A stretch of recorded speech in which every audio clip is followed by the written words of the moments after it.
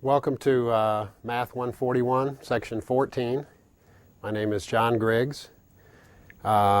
People in here in the studio will be in here 4 or 5 days a week from 1:30 to 2:20. I'll let you know, by the way, how we're going to do the Maple Lab and how that's going to progress during the semester, but we'll be in here. We have people watching via cable TV. And then we'll have people in subsequent semesters. This class will be taped, videotape, and they will basically be able to access those tapes and take this course via a video course. So we're kind of killing 3 birds with 1 stone, if that's possible. How appropriate it is to address latecomers at this very moment. If you can, because of the nature of this classroom, if you can be here 3 or 4 or 5 minutes early, that would be wonderful. I'm going to continue to pass this roll around. If you are registered for this class, your name should be on this sheet, and just initial beside your name. And if you're not on the roll but you wish to add the class, just give me that same information at the bottom of the sheet. The textbook, hopefully you've already purchased that, is the James Stewart calculus book. It is good for you for 3 semesters, for 141 and 241 and 242. So the price is kind of steep. What is it now? About $120, somewhere around there. But it divide that by 3 if you're going to go through the whole sequence, because you'll use it for all 3 courses. In this text, and I do think it's a well-written text, it is a good combination of what I would call old-fashioned calculus, kind of number crunching type calculus, as well as a more contemporary look at calculus. So it's a good mix of those two. So I think you'll find the book, do I dare say enjoyable? Probably, maybe not enjoyable, but at least informative and fairly pleasant to read as math textbooks go. We will cover in this class the first 4 chapters all the way through, and hopefully fairly thoroughly, and then the first 4 sections of Chapter 5. So most of this class content is differentiation, finding and using and analyzing and interpreting derivatives. But the last 4, I'll take that, thank you. The last 4 sections, we go into Chapter 5 and we'll do anti-differentiation, or if you know anything about calculus, that would be integration. But we get a start in that. The history behind that is 241, the sequel. Is everybody in here planning on going beyond this to at least the next one? 241 we found was just too packed with content. So we tried to relieve that. We felt like 141 for a few semesters had been kind of light. We tried to kind of beef up 141 just a tad, and that hopefully is going to help with 241 when you get there. Now I've taught 241 recently, taught it last semester. Actually, it's the first time I've taught 141 out of this text. I've taught it numerous times out of our previous text, but I'm kind of looking forward to digging into this text for 141. You'll see on the screens a copy of the syllabus. I'm going to hand you a copy of the syllabus.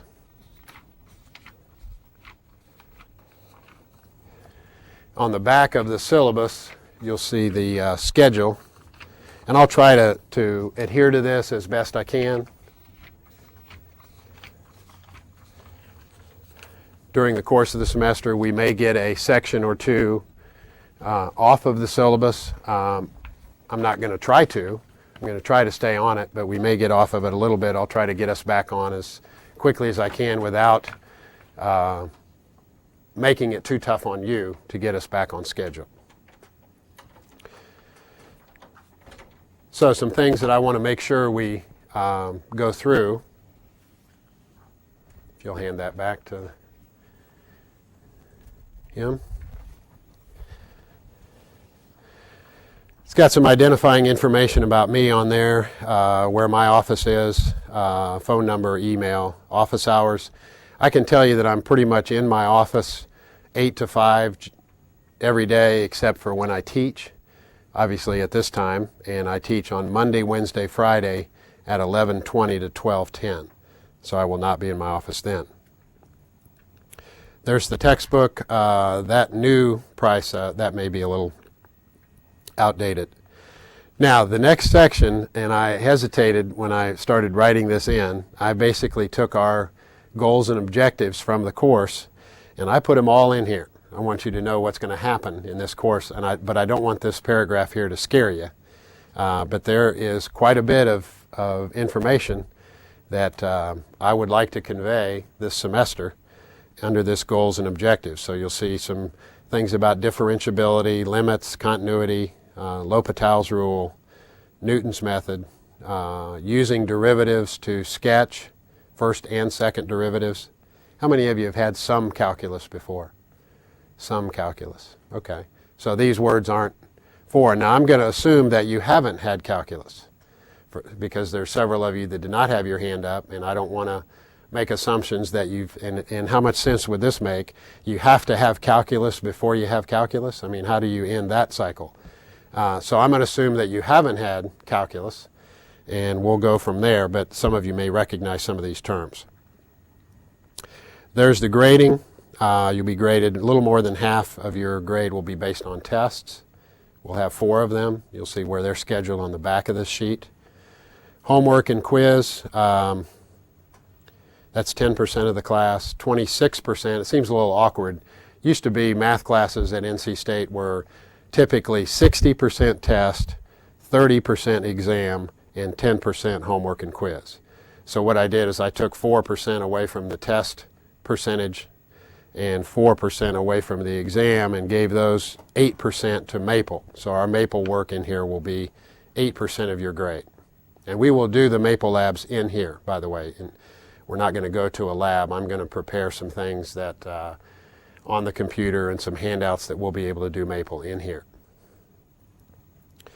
I do use the plus-minus system in grading. There are the breakdowns. Basically, the top 2 percentage points are a plus, the bottom 2 are a minus, and everything in between is the straight letter grade. Absences, no penalty for excessive absences. I guess that's not true. I guess if you're absent excessively, you penalize yourself because you're not keeping up with the content. So there is a penalty, not from me, but it's a self-imposed penalty on your part. But if you are here and your absences at the end of the semester, labs and everything, is your absences are 4 or fewer, your worst test counts half as much as the others. Sleeping is equivalent to, you don't want somebody to be watching on TV and watch you sleep, and that's embarrassing. So you don't want that to happen, and I don't want that to happen. But anyway, if you're sleeping in here, that my equivalency chart tells me that you're absent that day.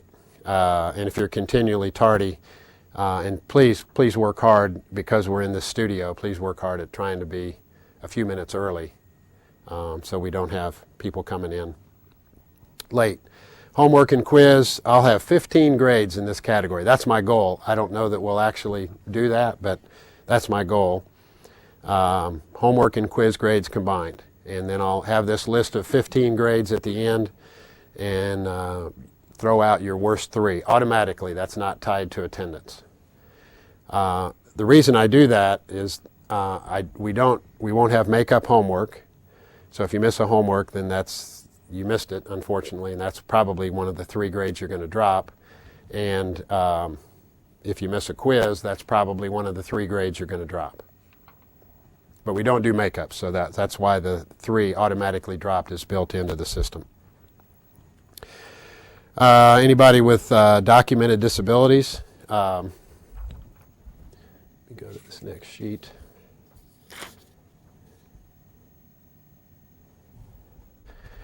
Make sure I get the paperwork on that so that I can give you the necessary accommodations. Academic integrity statement. Certainly don't want somebody on cable TV to see you cheating. Now, actually, I think the cameras will be off when we test, but I'll be watching, and I would like to know what you know. I'll find out what the person next to you knows on his or her test. So you don't need to convey on your test what they know. I'll find out from them. All tests will be taken in Blue Books. I don't know if you've taken a test in Blue Books before, but to me it's a more convenient procedure. And if you'll bring in, don't put your name on them, if you'll bring in 6 blue books, and I'll just check you off that you've turned them in, then I'll issue you 1 for every test, and then I'll issue you 2 for the final exam.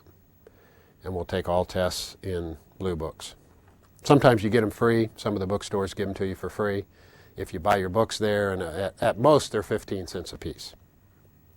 There's the final exam date, and it's in here. And there's my web page, and I will do my best to, with my assistant who helps me with all HTML type items, get solutions to tests posted. Not that it's a big issue in here with a small class, but for my larger classes, my other class has a meager, I think, 263 people in it. So I try to post things as opposed to hand out paper all the time. Schedule is on the back. Any issues with anybody on what you see on the front of this? Anybody? Yes, sir. Do you suggest that we buy the software for Maple, or do we not need that? For this class, I would say you don't need it. We don't need it. But eventually, as you go into the Maple that we do in 141 is kind of an introduction to Maple. But as you go into Calc 2, and certainly Calc 3, especially with the three-dimensional, the multivariate calculus, you may find that Maple helps you more. But for this class, I would not recommend it. Any other questions about the front of this sheet? Okay, the back of the sheet.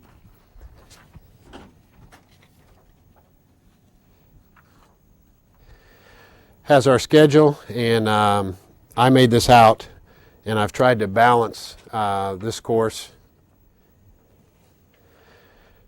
as far as how much content we have between tests, and these tests are kind of coordinated also with physics, so you shouldn't have, if you're taking physics, you shouldn't have a physics test and a calculus test on the same day. We've tried to coordinate that. But if I'm not on this syllabus, I should be pretty close to it, so you can keep track of where we are in this regard. So if you have a work schedule to kind of juggle, it might be helpful to you today to know when test 1 is and test 2, and if you can juggle your work schedule to maximize your study time, that might be helpful to you. Anything that you see here on the schedule, that takes us through the first test. We do have in here 2-day, I guess, observance of Martin Luther King Jr. One is the holiday itself, Monday, and then Tuesday we're off as well. There's down through test 2. Notice our first Maple lab is not until week 5 of this course. So we've got plenty of time to get ourselves accustomed to that. That gets us through test 3. Got a little break in there.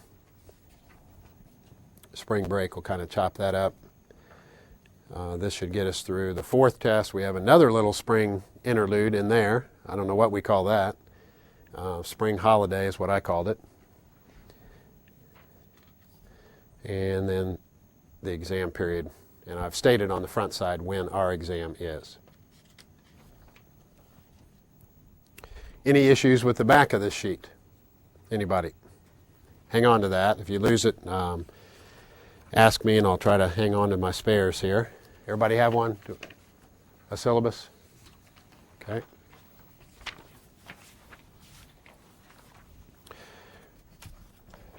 Just sign that by your name.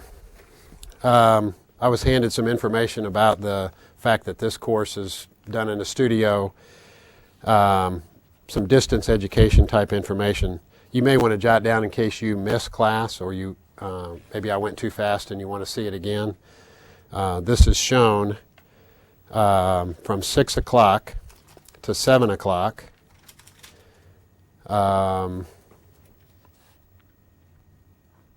It's Raleigh Cable. I'm not real sure exactly. I'll try to give you that information later, but it's 6 p.m. to 7 p.m. Monday, Wednesday, Thursday, Friday. And when we have the calculus lab, which begins on the 5th week, the lab itself, the Maple Lab, will be shown from 6 o'clock to 7 o'clock p.m. on Saturday. So we get some quality weekend airtime there on Saturday with the Maple Labs. And their broadcasts are repeated then 12 hours later as well from those times that I just told you.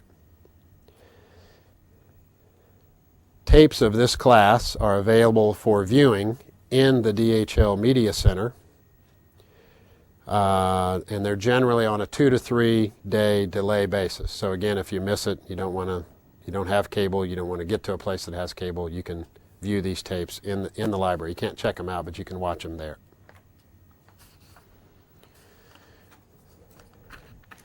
Okay, and those that are watching via cable, I'm to relay this message to you that you have full library privileges at DHL for those that are watching this course through cable. I'm ready to start if you are. I mean, that's why we're here, really, not this other stuff that kind of tells us how we're going to operate, but I'm ready to do some math.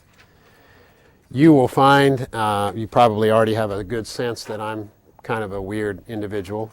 I'll go ahead and just admit it to you, that I really like this stuff. I've always really liked this stuff. Some of it I'll try to spice it up because math by itself sometimes is kind of cold and kind of dry. I'll try to talk around some things and tell you about probably more than you want to know about me and my 15-year-old daughter and my 12-year-old son and my beautiful bride of 21 years. Make sure that we emphasize that in the sound there, that she is a beautiful bride of a mere 21 years, just in case she happens to be watching. So I'll try to spice it up a little bit with silly stuff like that. But I enjoy myself. Try to enjoy teaching and certainly enjoy the mathematics. I also realize that it doesn't do you any good that I know this stuff. It really doesn't. What's important is that you leave here each day having confidence that you know this stuff.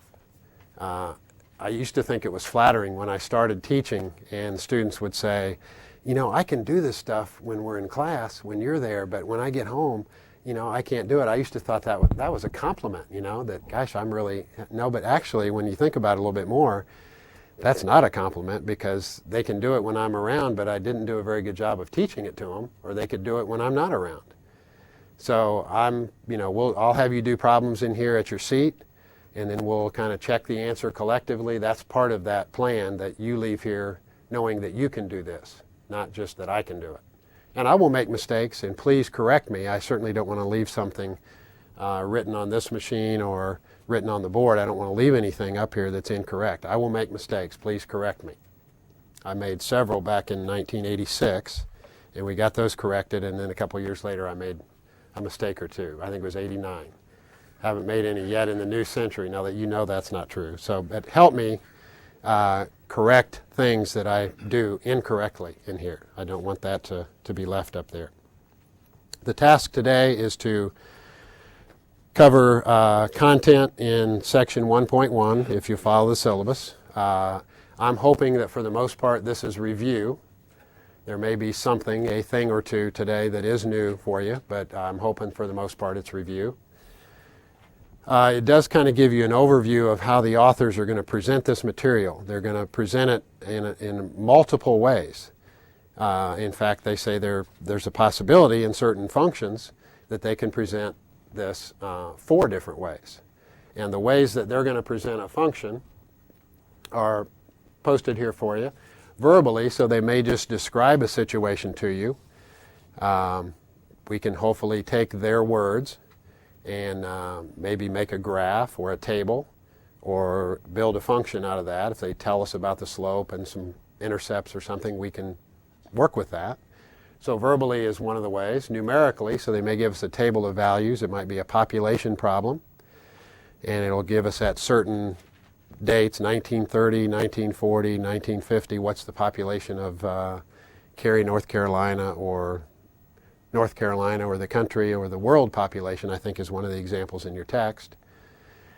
And we could maybe take that data and make a graph, and possibly even make a function, a normal algebraic type function visually. So we might be handed a graph, or we might come up with a graph on our own. And algebraically is typically the way we work with a function, f of x equals 2x plus 5.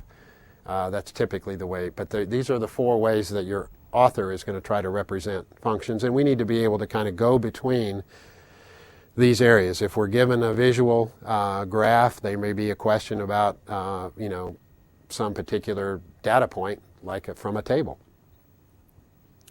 So there are a lot of examples. I'm not going to be able to do justice in the 50 minutes that we have, or whatever we have left here.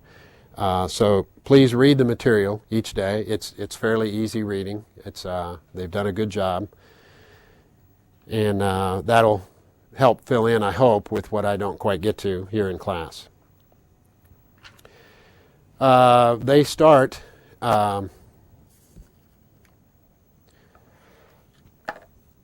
with the definition of a function, actually on page 12.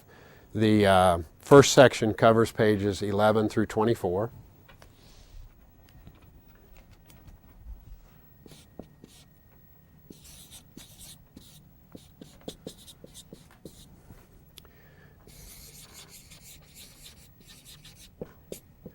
So the first thing that is mentioned is a function, but I think we actually need to go a step back from that.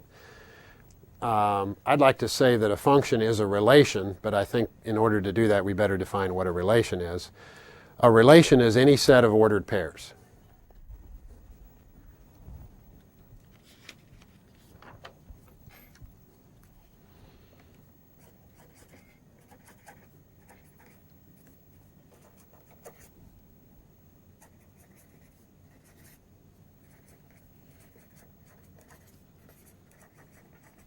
So any set of ordered pairs, let's say in the form of a comma b,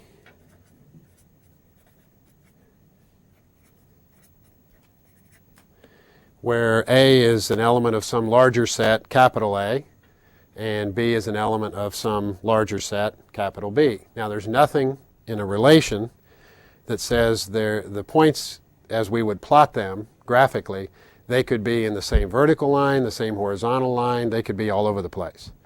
That's a relation, any set of ordered pairs. Now, if we'll take that topic,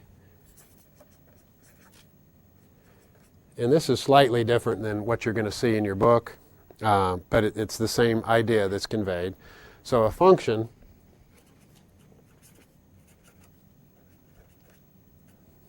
So it's a relation, so that tells us that it's a set of ordered pairs.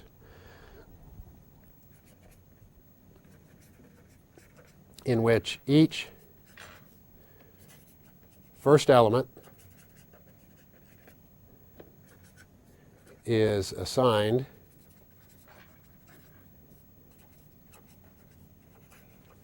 a unique second element. So I know you've dealt with functions before, and it's critical, the concept of functions, and we're going to look at all these different ways of representing functions. So if you look at the set of points that constitute a function, because each first element is assigned a unique second element, how do they appear visually if you were to plot them in a coordinate plane? What would they look like, or what would they not look like, maybe is a better way to phrase that question. What never happens when you're actually dealing with a function? You don't touch more than 2 points at one time. Okay, 2 points. You only touch 1 point. Okay, keep going. I like that thought. Like if you do the straight line test, you What only kind of touch line? Horizontal. Vertical. Yeah. Okay. So everybody familiar with the vertical line test, right? Yeah. So if you kind of pass through that picture with a bunch of vertical lines, that each vertical line only hits the graph once, right? And the authors here talk about the vertical line test, so seems like you're all aware of that. So when we take for any first element and assign a unique second element, that's what happens visually. So if we do something like this, let's say the first element 1, and we assign to it 2, so we've got this ordered pair going. And if we also take the first element and assign to it 3, then we've got a problem, don't we? Because we've got this first element, here 1 is assigned 2, and here 1 is assigned 3. So is the first element 1 assigned a unique second element? It is not. So we want, for things to be a function, we want each first element to be assigned a unique second element. So this is not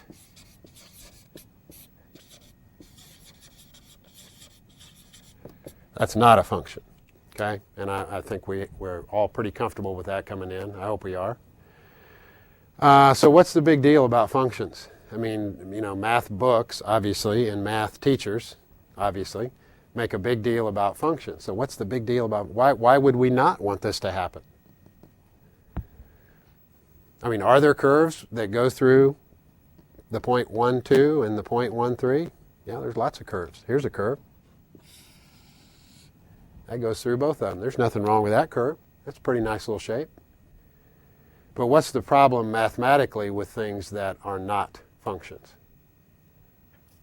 Can you think about that? Why are functions such a big deal? Let me give you an example. Marion Jones. Everybody know who Marion Jones is? Sprinter, world's fastest woman. She trains right over here on campus. It's beautiful if you ever get a chance to go watch her run. It's a thing of beauty to watch her run and train. Let's suppose that she lines up in the 100 meters and she's in lane 2. And she runs a 10. They check the watch at the end of the 100 meters. And instead of giving the one time that she ran, I'm not talking about 2 watches now, I'm talking about 1 watch. So they stop it and it says 10.38 and 10.78, both. Those were her 2 times for that. That's ridiculous, isn't it? When you stop the watch, doesn't it kick out 1 time?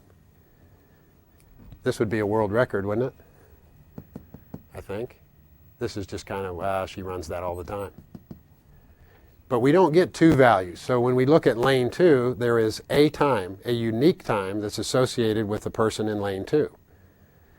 So let's suppose you go to the cash register and you buy whatever, product code 17.18.9. You know how they have those product codes on there. They scan it in there and it comes out to where it's 10.95. And the same product, the same time, is 250. I know which one I'd choose. They don't give us a choice, do they, at the checkout line? So it doesn't work that way. Things that we try to model with mathematics, they operate, for the most part, like functions. When we put in a first value, it doesn't give us 2 values. It gives us 1. You throw a ball up into the air. Where is it 2 seconds later? Is it 10 feet off the ground and also 15 feet off the ground? I don't think so.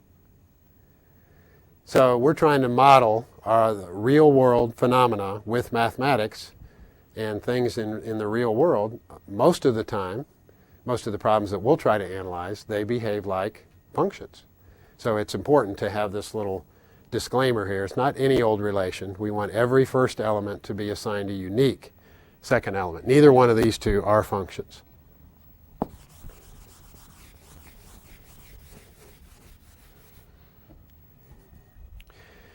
So you could be student 23 in here, and I could give you an A+ and also a C- simultaneously if we didn't have functions. I don't think you'd like that either. Somebody tell me what you know today about what the word domain. What is a domain? X values. Set of all x values? Maybe. Sometimes it's x values. Is it sometimes a t value? Could ordered pairs be in the form of t, comma, something? They could.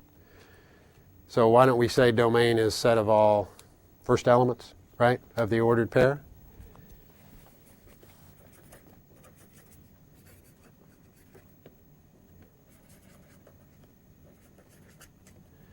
Okay, and if that's the case with domain, if that's a set of all first elements, then I'm sure you've used the word range before. What's range?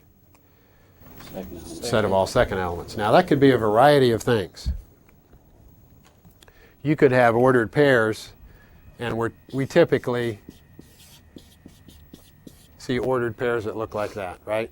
Or xy, right? X, f of x. But we could also see the first element being times and the second element being the height or distance associated with each of those times. There's a lot of different possibilities that you can have with ordered pairs. But we do want each first element to be assigned a unique second element. Independent variable.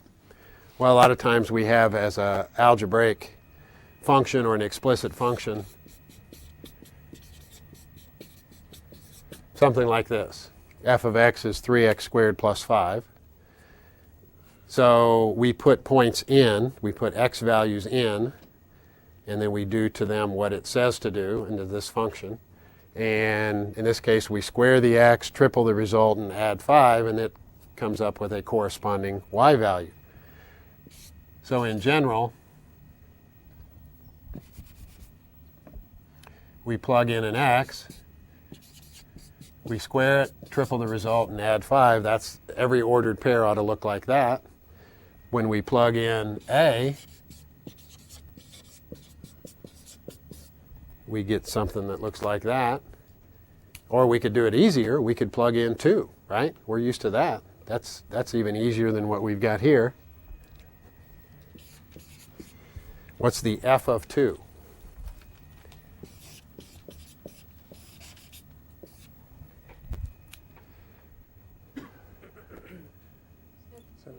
$17, right? Square 2, triple the result, and add 5. So that's an actual point that we could plot in a two-dimensional coordinate system. Some of you that have had calculus,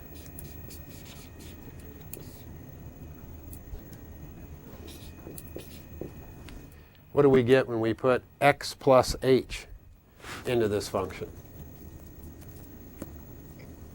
What do we do to anything we put into this function? We square it, triple the result, and add 5, right? So we would square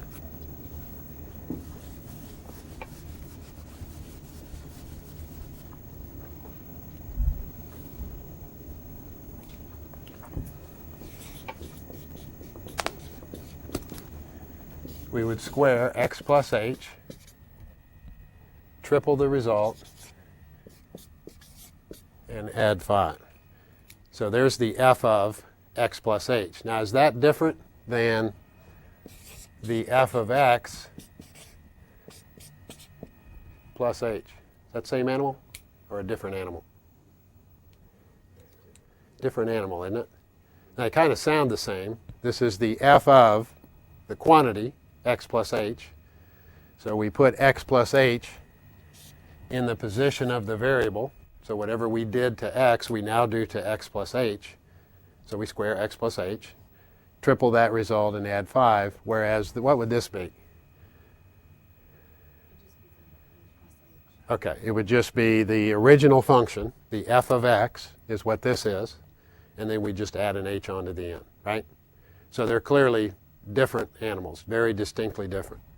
So that is not just the f of x with h tacked onto the end. They're not the same.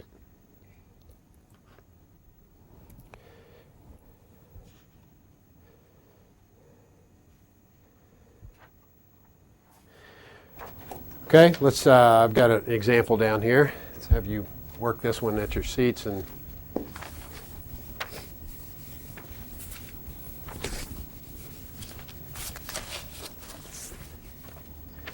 by the way, if you notice, I have a shirt on advertising SAS. I'm really into free shirts. Somebody gave me this shirt for Christmas. So if you have a nice golf shirt that has your company logo on it, and I'm not going to wear T-shirts in here, so don't give me T-shirts. But if you have a nice golf type shirt that has, Nortel or Alltel and you want to give me that, I'll wear it in here and you actually get some airtime. But I get to keep it. Okay? That's how most of my wardrobe is free stuff anyway. I like free stuff. Let's take this function.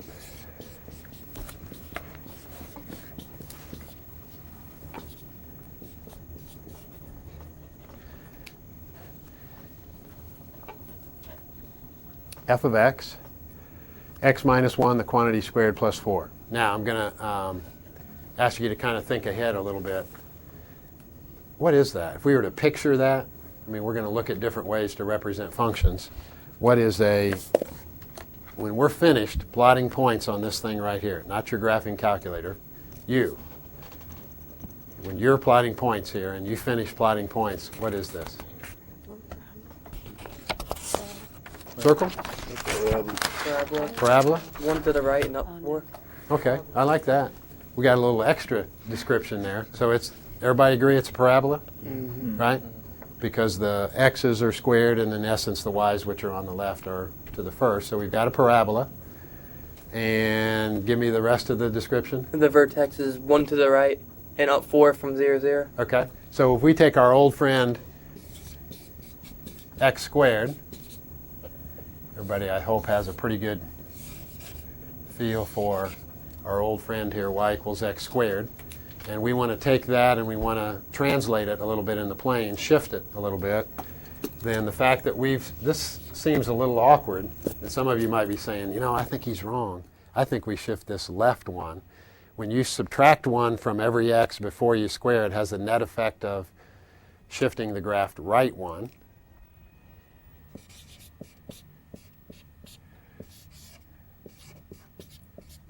And this little thing tacked onto the end, it basically adds 4 to every y value, so it just lifts the whole graph up 4 units. Does that sound familiar, this stuff? Is this pre-calculus stuff? Could we make a table of values? We sure could. And if we wanted to plug in, we're talking about this. The domain. So I'm now getting to the point where I need to start selecting x's. I'm talking about domain, right? With my selection of x's. Are there any limitations on my selections of x? Is there anything in this function that would prohibit me from choosing any certain x values? You can square anything, right? Can you add 4 to anything? So it looks like the domain could be a set of all real numbers. So I could pick anything I want to here. So let me just pick some integers. By the way, I don't have to pick integers, do I? I could pick anything. It's just easier to work with integers. And to get the f of these values, I would put -2 in here, subtract 1, which is what? -3 squared is 9 plus 4 is 13, right? I'm not an arithmetician by any means, so you're going to have to help me out there. And we could do the same thing with all these values. 0, that's pretty easy to plug in here. 5? And 2. Well, we're squaring this, right? Shouldn't we get the same thing at -2 and 2? We're squaring it, right? Nah. What's the difference? It's a positive 2. Because this is +2 minus 1, which is a different result than -2 minus 1, right? Yeah. So we don't have the symmetry. We're going to talk about symmetry here real briefly too. We don't have the symmetry with respect to the y-axis.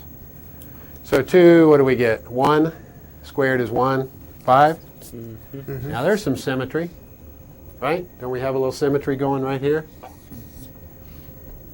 Don't we get the same y value at 0 that we get at 2? Well, let's see what happens in between there. At 1, 1 minus 1 is 0 squared, so I think we get our picture that we were talking about, our old friend here, y equals x squared. We're going to shift that friend right 1, shift the vertex. Right 1 and up 4, and I think we've got what's going on right here. So let's see.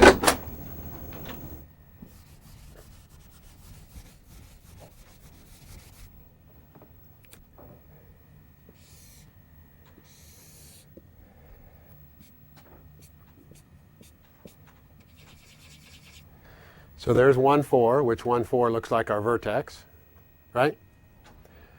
0, 5, and 2, 5. I think we've got our old friend there shifted right 1 and up 4.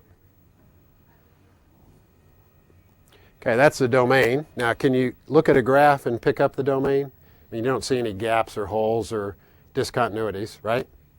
Looks like you can pick any x value you want. Now, can you look at the graph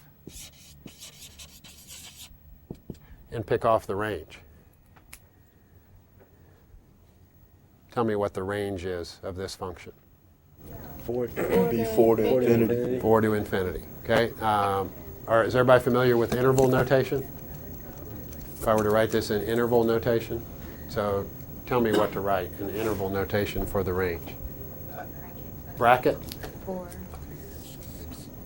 comma, infinity, Infinity or positive infinity. parentheses. Parenthesis. Why would we use parenthesis with infinity? It's not defined. Okay, because there is no end out there. So you use a bracket, right, when you actually get to an end and you include that end. So there's the range. So you should be able to look at our graph and say, what do the y values look like? It looks like our lowest y value, our minimum y value is 4, but it looks like y can be anything above that. So you ought to be able to visually look at a graph and pick off the domain, look at the possible x's, and then kind of reorient yourself and look at it in terms of y. What are the possible y's? Is that a function? That's a function. Is that a one-to-one function? No.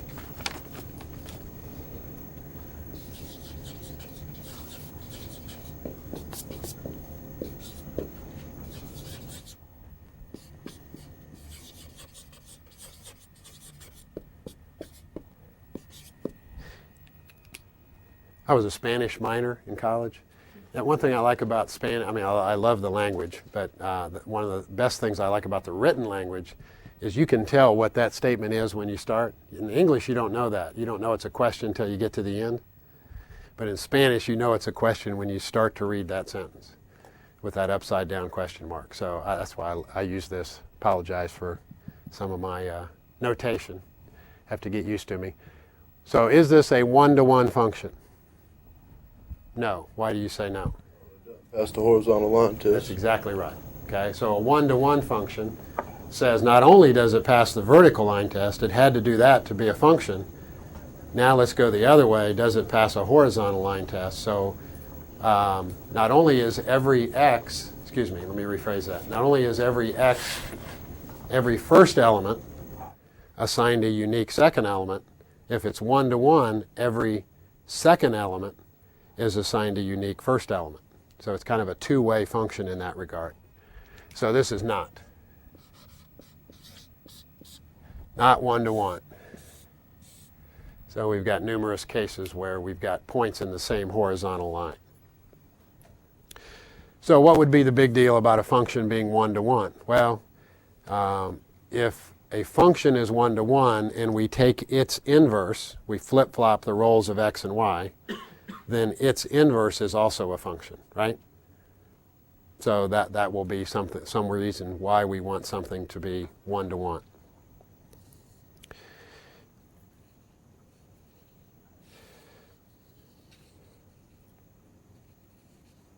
Okay, let's continue with domain. Domain of this was all reals. Let's look at a couple of examples where we need to restrict the domain.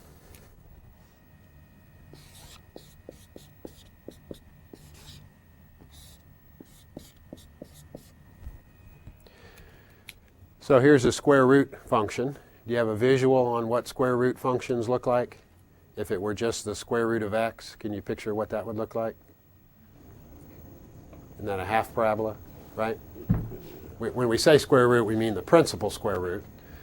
So all these y values are positive, which is kind of a giveaway to one of my later questions. Do we have to concern ourselves with what is under the radical? We do, right? As far as the domain, we've got to make sure that what is under the radical is what? Not equal to Positive. 0. Greater than or equal to 0, right? It's okay to have 0 under the radical. In this case, it is. So we've got to make sure that x minus 4 is greater than or equal to 0. And if we add 4 to both sides, so does that sound like a good domain for that function? Pick any x values that are 4 or larger.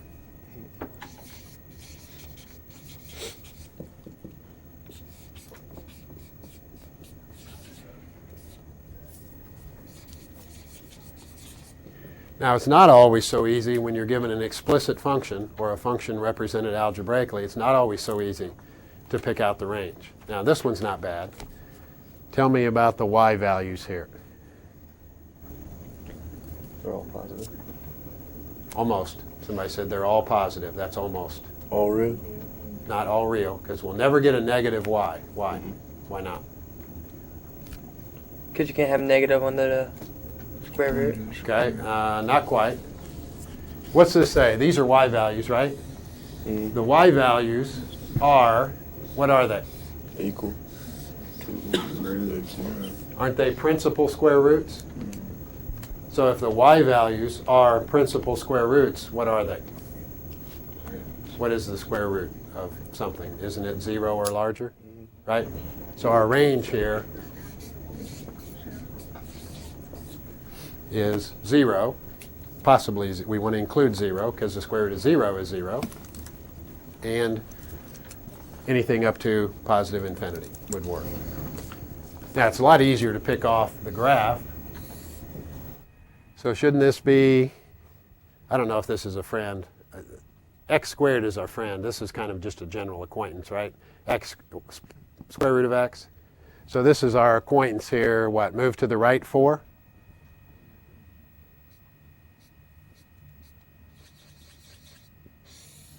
Doesn't it look like that, roughly? So does that seem to be in agreement with what we have for the domain? All x's in this case are 4 or larger. Seems to be okay.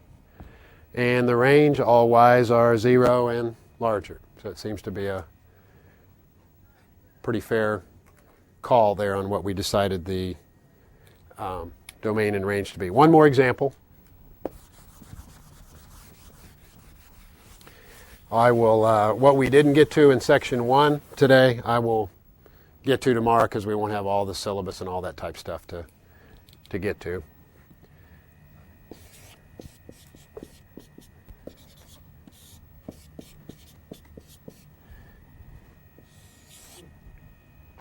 Okay, there's our function. By the way, just because we say f of x, that doesn't necessarily mean it's a function. We use that a lot. We could use g of x or h of x or whatever. How about here? Any restrictions on the domain? Positive and negative 2. Okay, we don't want to use 2? Gosh, I wish I had more time today. We'll have to talk about this more tomorrow.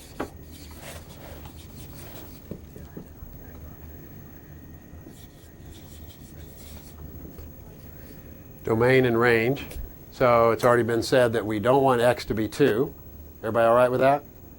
And we don't want x to be negative 2. Everybody okay with that? Okay, what happens if x were 2 or negative 2? Becomes 0 and makes undefined. Division by 0, that's kind of a problem, isn't it? And we're going to encounter a whole lot of problems with division by 0, and even a worse problem is 0 divided by 0. So not only is division by 0 kind of tough, 0 divided by 0. So we want reals as long as x is not equal to 2 or negative 2. Any other real number ought to work. And I don't know that we'll dive into the range here on this one, but I did want to look at a restriction of the domain based on division, potential division by zero. We want to steer clear of division by zero.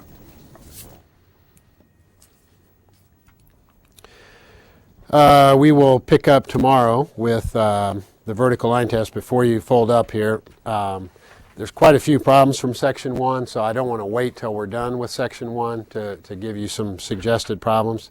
In fact, as I went through the list of problems, gosh, a whole lot more than these looked really good and interesting, so I did pick a subset. You'll find that hard to believe when you look at the list that this is actually a subset, but it is. So the problems from pages 22 to 24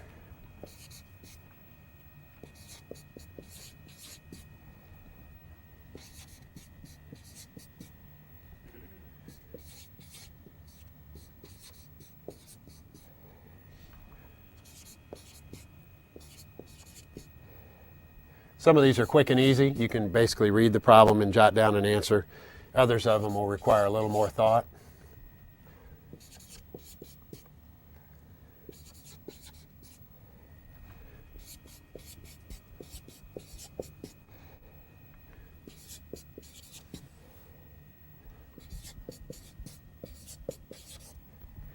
So that seems like quite a few. And you know what? It is. I'm not going to try to tell you that it's 5 problems because it's obviously more than 5. But I hope it goes quick and easy, and I think for the most part this stuff should be reviewed. Yes, sir? Is that homework due the next class?